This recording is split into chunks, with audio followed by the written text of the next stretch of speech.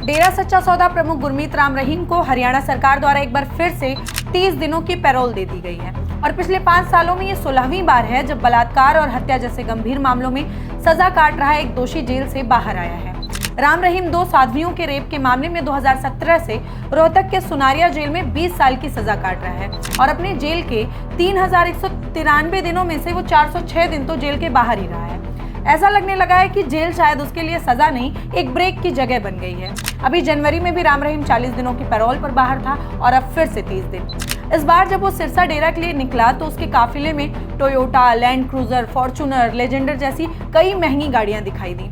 तस्वीरें देखकर शायद ही किसी को लगे कि वही आदमी है जो हत्या और रेप के केस में सजा काट रहा है। और ये सब देखकर लोगों के मन में फिर वही सवाल खड़ा होगा कि आखिर हुक्मरानों की ऐसी कौन सी नस दबी है, ऐसी क्या मजबूरी है कि एक रेप और मर्डर कन्विक्ट को बार बार जेल से बाहर भेजना पड़ता है।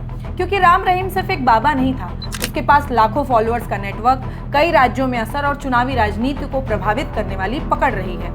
हरियाणा, पंजाब और राजस्थान की राजनीति में डेरा सच्चा सौदा का नाम लंबे समय से वोट बैंक के तौर पर देखा जाता रहा है। चुनाव आते हैं, नेता डेरों के दरवाजे पहुंचते हैं, आशीर्वाद लेते हैं, समर्थन मांगते हैं और दूसरी तरफ ऐसे लोग भी हैं जो सालों से बिना कन्विक्शन के जेल में बंद हैं। उमर खालिद, शर्जिल इमाम जैसे आरोपी कई वर्षों से जेल में हैं और अब तक उन्हें नियमित जमानत तक नहीं मिली है।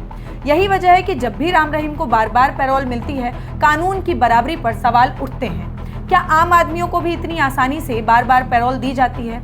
हर चुनाव, हर बड़े राजनीतिक माहौल के आसपास राम रहीम की रिहाई चर्चा में आती है। सरकारें कहती हैं कि सब कानूनी प्रक्रिया के तहत होता है, लेकिन जनता भी जानना चाहती है कि आखिर एक रेप और मर्डर कन्विक्ट को इतनी बार राहत क्यों? क्या देश की जेलों में बंद बाकी कैदियों को भी इतनी राहत, इतनी सहूलियत, इतने ही मौके मिलते हैं? जब न्याय बार बार विशेष अनुमति देने लगे तो लोगों का कानून पर, कानून की बराबरी पर भरोसा कमजोर होने लगता है। इस पर आप क्या कहना चाहेंगे? कमेंट बॉक्स में जरूर बताइएगा और हमें फॉलो करना मत भूलिएगा।